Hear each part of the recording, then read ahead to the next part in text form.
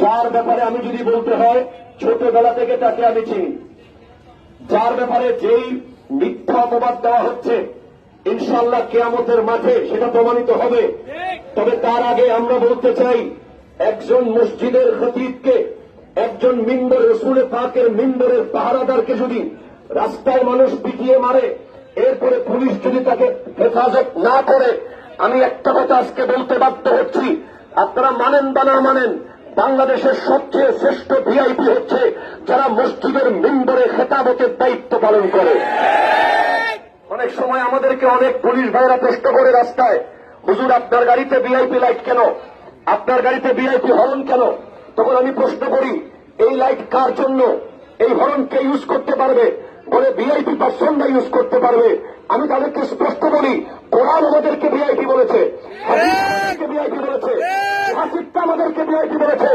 একজন আলেম যদি ভিআইপি না হয়, একজন খতিব যদি ভিআইপি না হয়, একজন মুফাসসিরে কোরআন যদি ভিআইপি না হয়, তাহলে অন্য কোন ভিআইপি কে ভিআইপি বললে সেটা ভিআইপি সংজ্ঞায় ঠিক থাকবে না। ঠিক সুতরাং পুলিশ প্রশাসনকে বলবো, আলেমে দ্বীন কারাগারে মারা যাওয়া মানে, আলেমে দ্বীন কারাগারের মধ্যে টর্চার সেলে গিয়ে আলেমকে হত্যা করার মানে, গোটা বাংলাদেশের আলেম সমাজের আজ মাথার উপরে বিশাল এক ব্যথা শুরু হয়ে গেছে। শুধু আমরা নই, প্রত্যেক ঘরানার আলেমরা এই বিষয়ে কথা বলেছে। কারণ বুঝতে হবে, দিন শেষে আমরা সবাই আল্লাহর দিনের দাওয়াত দিয়ে থাকি। আমি একটা কথা আজকে বলতে চাই, সকালবেলা আমি রইসুদ্দিন রহমতুল্লাহ আলাই শহীদের একটা ভিডিও দেখছিলাম। কত বড় পশু হলে, কত বড় নির্মম হলে পানির বোতল সামনে নিয়ে আবার সেই পানির বোতল ফেরত নেয়। তখন আমি বুঝতে পারলাম, আমরা যারা হকের পক্ষে কথা বলি, আমরা যারা সত্যের উপরে অবিচল থাকি, আমরা যারা টাকার কাছে বিক্রি হই না, আমরা যারা ক্ষমতার পেছনে পা চাটি না, আমরা যারা কোন পাওয়ারকে পূজা করি না, আমাদের জন্য কারবালায়ও পারি নাই, কারাগারেও পারি নাই। কথা বলেন ঠিক কিনা? ইমামে হুসাইন রাদিয়াল্লাহু তাআলা আনহু সেদিন যদি ইয়াজিদের হাতে 1 মিনিটের জন্য হাত দিতেন, তাহলে ওনার কদমে স্বর্ণ, রৌপ্য, মণি, মুক্তা, পাওয়ার, টাকা, পয়সা, গোলাম, দাস সব আসত। কিন্তু ইমামে হুসাইন রাদিয়াল্লাহু তাআলা ইয়াজিদের হাতে হাত দেন নাই। কেন হাত দিলেন না?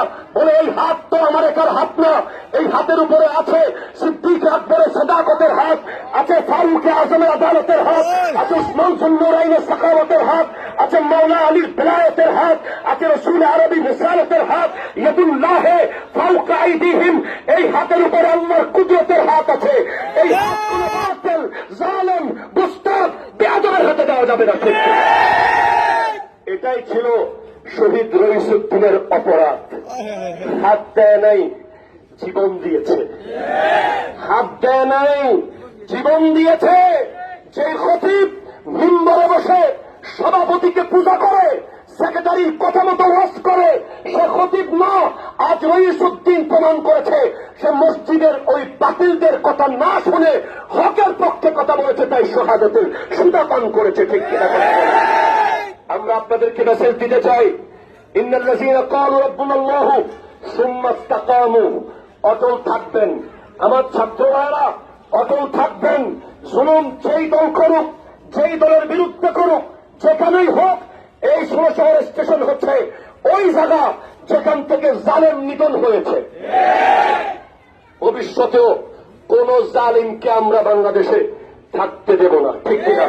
সে যত বড় পাওয়ারফুল হোক, বাঘের মতো একদিন বাঁচবো, শিয়ালের মতো 100 বছর বাঁচার দরকার নাই।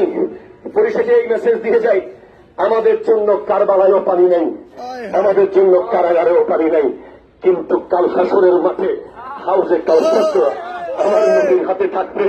আমার নবী তো বেকসুর কা সাহারা, হামারা নবী বেকসুর কা সাহারা, হামারা নবী। আমার নবীজি হাউজে কাউসারের পেয়ালা দেওয়ার আগে সিদ্দিক আকবরকে জিজ্ঞেস করবেন, আবু বকর তোমাকে ভালোবাসতো কিনা এই ব্যক্তি? ফারুক আজমকে জিজ্ঞেস করবেন, তোমাকে মহব্বত করতো কিনা? উসমান জুন্নুরাইনকে জিজ্ঞেস করবেন, তোমাকে ভালোবাসতো কিনা? মাওলা আলীকে জিজ্ঞেস করবেন, তোমাকে ভালোবাসতো কিনা? আমরা ওই দল, যেই দল কোরআন সুন্নাহ আহলে বাইত এবং সাহাবা